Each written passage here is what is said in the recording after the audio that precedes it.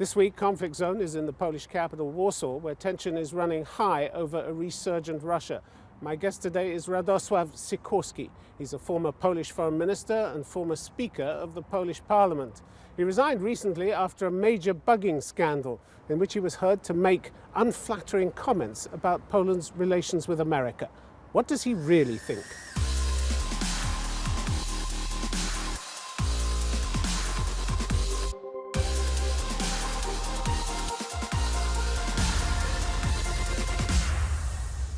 Radosław Sikorski, welcome to Conflict Zone. Hello. Good to have you here. You said in April 2014 we should abandon postmodernist illusions that conflict is unthinkable. Is that conflict with Russia that you think is now thinkable? Well, the post-communist era of the peace dividend, of rebuilding shattered economies, of reducing defense budgets was a very good era. And I think we were all hoping that Russia would join in, that Russia was on a broad trajectory of convergence with the West. But this is quite a warning that war is now thinkable. War with Russia is thinkable. Well, you only need to listen to President Putin's words.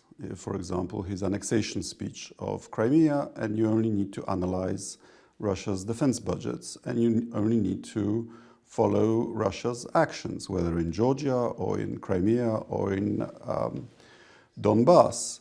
And you have to conclude that Russia is a revisionist power that is not happy with its place in the world, in Europe. It's not happy, it wants to expand its borders. And it's willing, unlike us, to use force to affect change. Well, you say unlike us because that's absolutely true, isn't it? America, Germany and Britain have all made clear they're not going to use violence.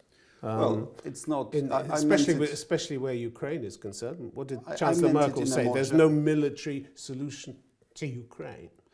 Let's come to that. But I meant it in a more general sense, in that we learned as an outcome of two world wars that all borders in Europe are artificial, and that changing them by force on the pretext of protecting your compatriots is a road to disaster, and Russia is revisiting that terrible European 20th century past. But the problem is, as you alluded to, they are high risk takers, and the rest of Europe are low risk takers. That's exactly right. So they have the advantage. In a sense, yes. They will go further, they will do more, they will expand more. And you have to give it to the Russians. They have a more imaginative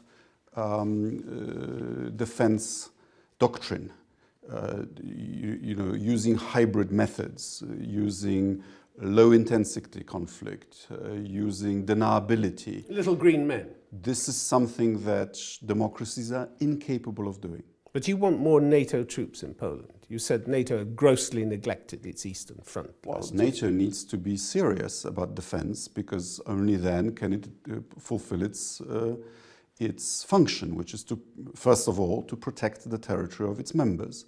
So NATO, which is committed to do. It said it will. And the NATO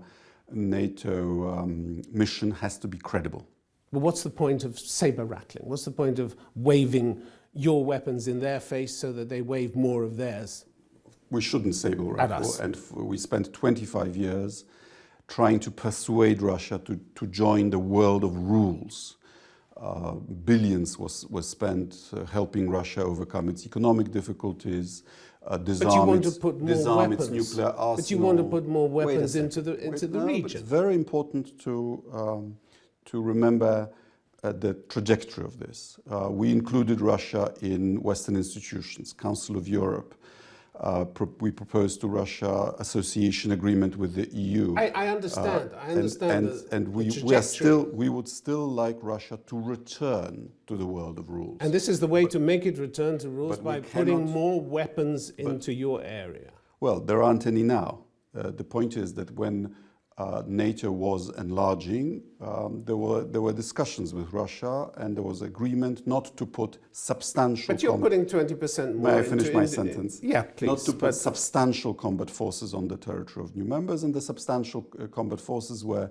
There was a discussion what that means, and it was generally agreed that 2 heavy brigades would be within this threshold. And for the next 15 years, no troops were put in, and we were all relatively happy with the fact that we don't need to. I understand, but I'd like to stay with the present, if we may, because you have asked for more troops. Yes, we want pre-positioning of equipment, we want standing defence plans, we want bigger response forces, which raises the temperature. We have contingency plans. But the danger, I'm just coming to the question, the danger is that we start talking to each other in terms of weapons.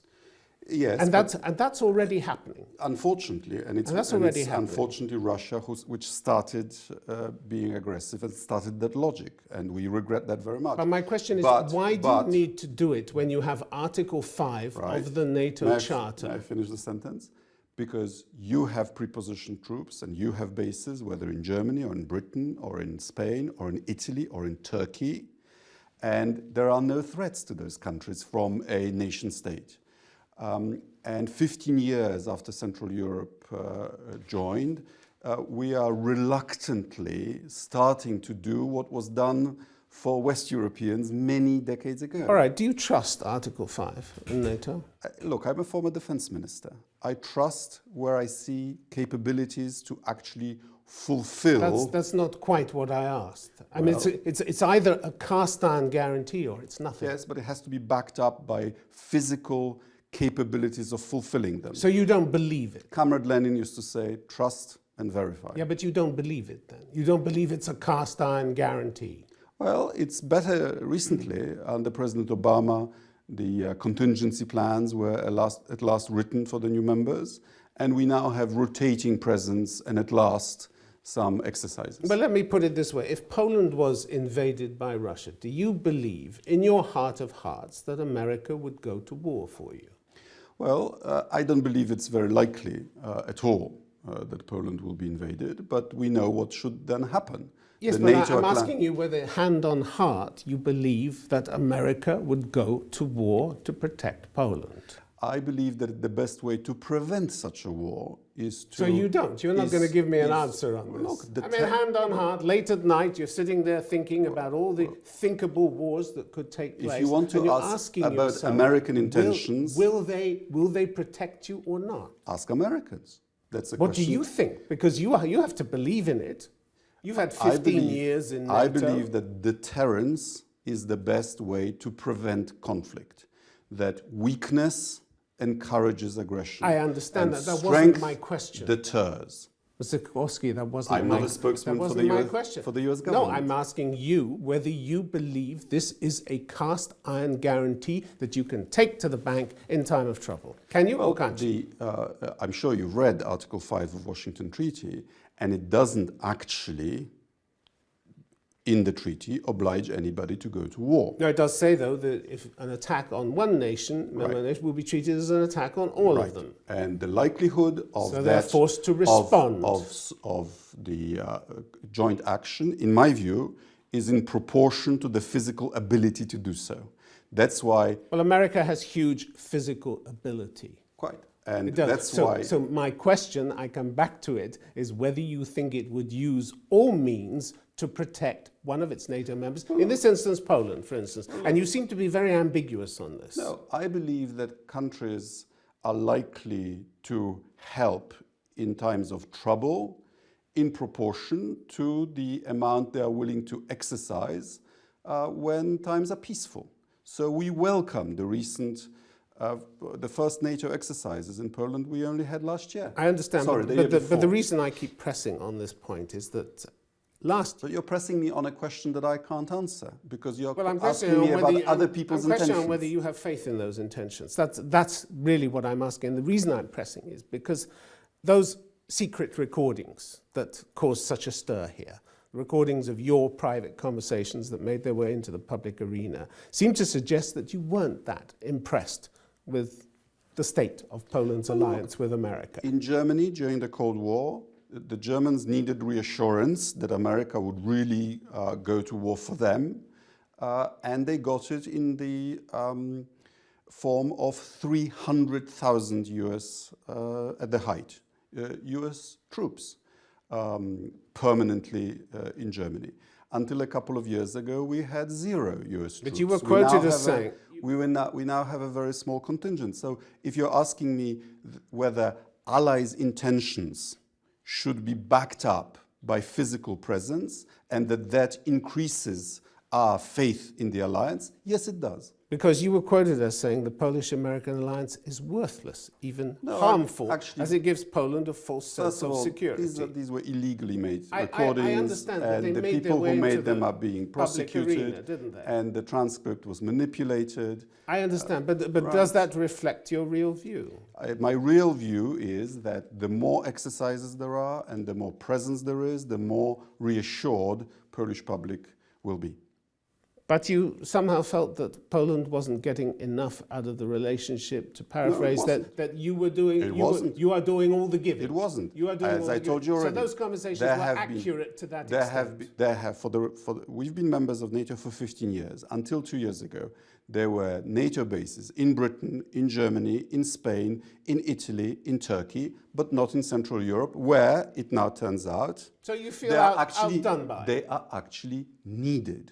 Poland is threatened by violence to our east. Britain is not threatened. You have American bases, we don't. What do you think, before I just leave this question of those illegal discussions, what should the public take away from these kinds of revelations, that their politicians are prepared to be much more firm in private than they are in public, that there are two sides.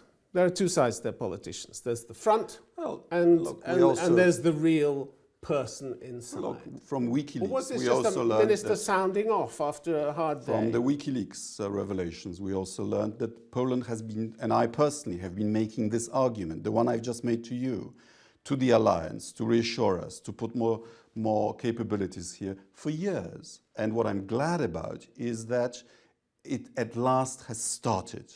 So today I am more satisfied than I was 2 years ago. But I understand.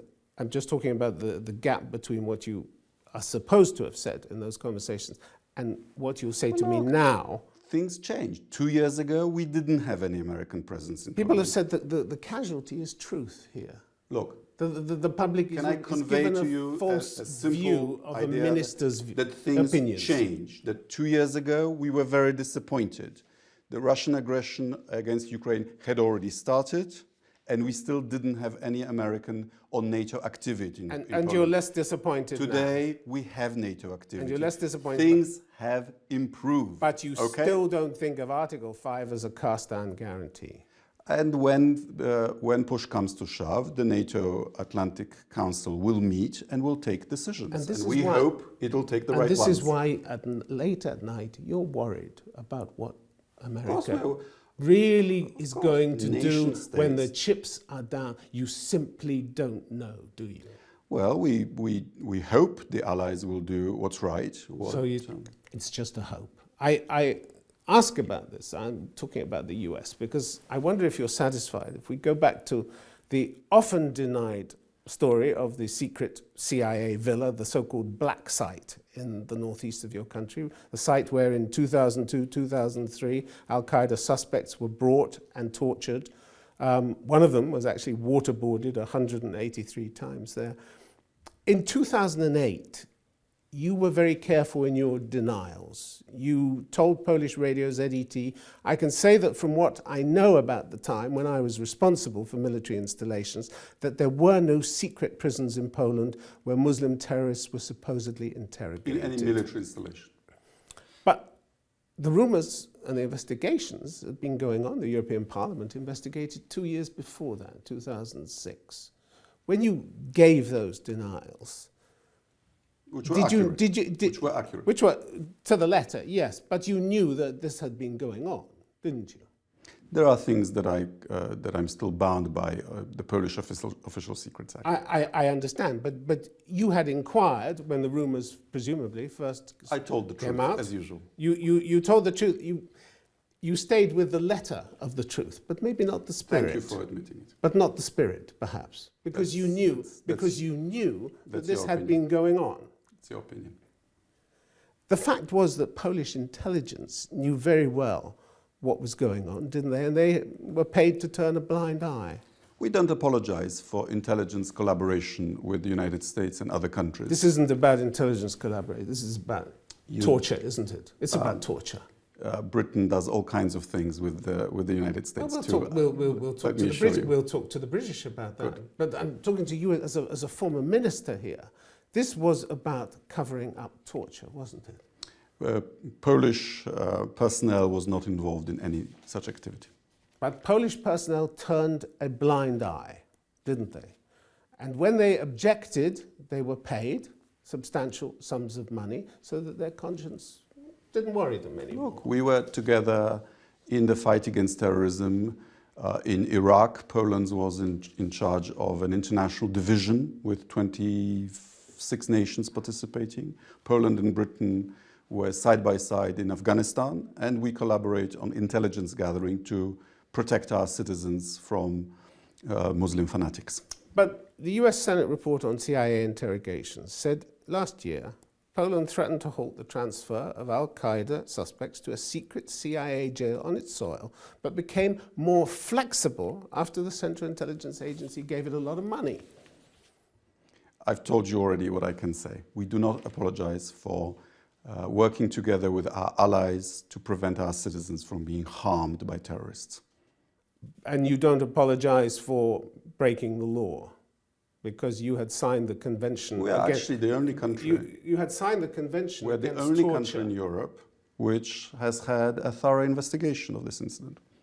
It's a thorough investigation. It's taken. And it's Mr. still Sikorski, it's been 7 years, and you were rapped over the knuckles by the European Court of Human Rights for taking so long about it. And I believe we've paid out some compensation. You have paid out some compensation. I hope. But it should never have happened, should it? Germany and the United States are as law-abiding as Poland is. And by the way, I hope so. I also hope that our allies in future keep their secrets rather better. So you're not worried that torture was carried out knowingly on your territory. You're much more worried that it leaked, that the information leaked out. About seriously bad people plotting all the time, including right now, to kill our citizens. And you're not worrying about violating the UN Convention Against Torture, which you ratified in 1989? Well, as you've admitted, Poland has actually paid out compensation for this. I hope other countries do the same. Until this investigation is complete, and maybe after 7 years it's never going to be complete, Adam Bodnar, professor of law at Warsaw University, said the people who authorized this betrayed the Polish constitution for money. As long as Poland refuses to clarify the issue, it will be a problem for our image as a democracy. Well, Adam Bodnar has just been elected by Parliament, in which I sit, to be Poland's ombudsman for human rights. And you are asking me about the actions of previous governments from over 10 years ago. No government I participated in did any of these things. I'm puzzled because under communism you became a dissident because of things like this, because of torture, because of cover-up. And aren't you now trying to justify the very things that you condemned before? Do you want to talk about Northern Ireland and about... I would with the British authorities. And about... I would with the British authorities, but I'm talking to you about what happened in Poland. Yeah, but... does that excuse it because it goes on elsewhere? But because other people... Talk to the Americans about it. They did it. The Poles had a conscience and were paid to take their conscience for a walk around the block. We help our allies. Even when it's illegal? Even when they needed it, particularly after 9/11, yes. I'd like to talk a bit about Europe for a little while and your frequently expressed desire for greater integration, greater unity. How's that looking after the last few months of sharp, bitter divisions within the Eurozone? How's that quest for unity? Well, it's a big challenge, and that's a very diplomatic word, challenge. Sure, no, but it's a disaster, isn't it? It's a fiasco, I agree, which originated in countries of the Eurozone, starting with the biggest ones, breaking the rules, the Growth and Stability Pact. You're talking about Germany and France. Germany and France started breaking the rules. Smaller countries took advantage of this atmosphere of living off very cheap interest rates and misspending the money. And I also believe we mismanaged the crisis itself. But it was more than mismanagement, wasn't it? It was, I mean, you asked Germany to lead. In 2011, you led. On fixing the Eurozone. But you got domination instead of leadership, didn't you? No, what we still have is reluctance of, in this case, Greece, to carry out very basic reforms. Let me give you an example. But you had them forced into a deal that their government rejected, that the people specifically rejected in a referendum in order to avoid complete collapse of their currency. But what has that got to do with democracy within the Eurozone? It makes a mockery of it, doesn't it? Well, we can have that argument. That's a long and complicated argument, which I'm happy to have with you. But the point is... Do you agree with me? Makes a mockery of democracy? No, I don't. The strong pushing the weak around? Look, if you took out a mortgage on your house and then declared to your bank that actually I've taken a vote in my family and we're not going to pay back the mortgage, because... it's not quite the same thing, because the Eurozone is about political integration, isn't it? But it means that you have to, it still means you have to obey the rules and pay back the money. As you say, have to make your economy the big countries don't obey the rules. No, you have to make your economy competitive. Look, so only the weak countries are supposed to obey the rules, aren't they? No. That's what Germany is telling people. Latvia made a very painful adjustment, it's growing again. Ireland made a painful adjustment, it's growing again. Portugal made a painful adjustment, it's growing again. Greece was beginning to grow again. And that's why it's so tragic. And had a deal foisted on it that nobody believes will work. Nobody believes will work. You have to start carrying out reforms, the kinds of reforms that we carried out here 25 years ago. Look, so your integration is in tatters, isn't it? Poland and Greece have about the same number of civil servants, but Greece has a quarter of our population. In Poland, we devote 11%, if my memory serves, to pensions. In Greece, 18%.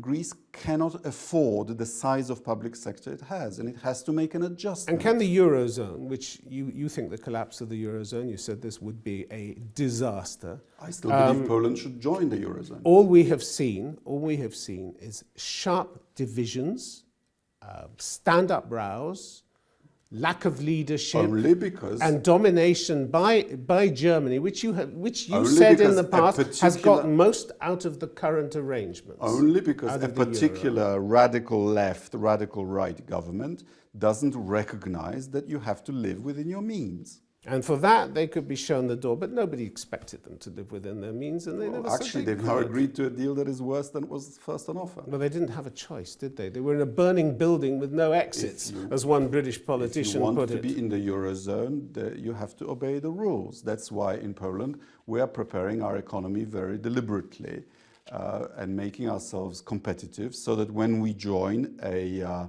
reformed Eurozone, both the Eurozone and Poland can benefit from it. You're going to delay it as long as possible, aren't you? Because this is, as you said, this is a fiasco, what's been going on in Europe. We had a national consensus to join the Eurozone in 2013. And if it hadn't been for the crisis, we would already be members. The Eurozone needs to fix the fiasco, yes. Could I ask about you? You stood down after the scandal that we alluded to with the illegal recordings of your conversations. Did you need to stand down? I did it because an election is coming, and we wanted, as the civic platform, we wanted that issue off the political agenda, and I hope it helps the party win the election. You told one media outlet, tongue-in-cheek, you were thinking of becoming a carpenter. Yes, with a colleague. You've trimmed your expectations in life somewhat. Yes, in fact, I'm writing a book about my 7 years at the Foreign Ministry, thinking of another one. Are we going to see you back in public life if war is as thinkable and there's so many dark clouds on the horizon as you have said? Well, here I am talking to you. That's being in public life. I guess it is, but are we going to see you going? You were tipped at once for top positions in Europe. Do you still have ambitions in that direction? Well, you're not a man who simply gives up one day and walks away, or are you? I'm still very much interested and engaged in foreign policy, yes. And you're going to stay engaged, and you're going to go after specific jobs in future? No, after 14 years in government, more than half of independent Poland, I need to take stock. You need to take stock in a very dangerous situation, as far as you're concerned, with your country in a very dangerous situation. That's why we are running. We are hoping for a third term for Civic Platform, which has given Poland stability and economic success, and I feel has raised Poland's standing in Europe. Radosław Sikorski, thanks very much for being on Conflict Zone. Thank you.